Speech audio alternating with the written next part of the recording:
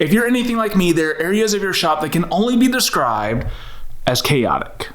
Hey guys, I'm David with Southern Style DIY. Over the past several weeks, I've been working on a really big project that's constantly causing a huge mess in my shop, so my dust collector has been working overtime.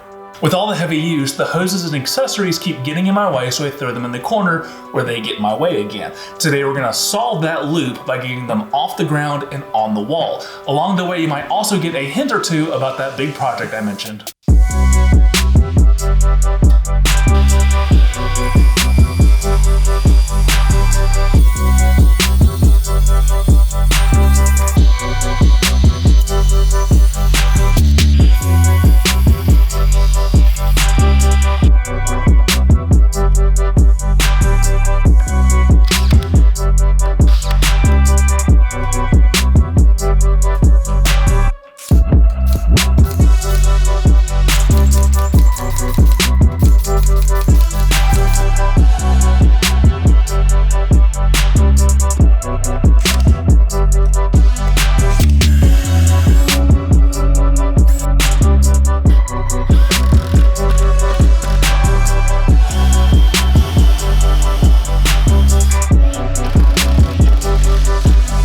Now that we have our backer on the wall, we can start laying out where we want everything to go. Because of the way this dust collector is set up, I'm gonna keep the main hose on this left-hand side. On the right, we'll put some slots for the larger accessories, a shelf for the small ones, and then add some hangers down low for all the hoses.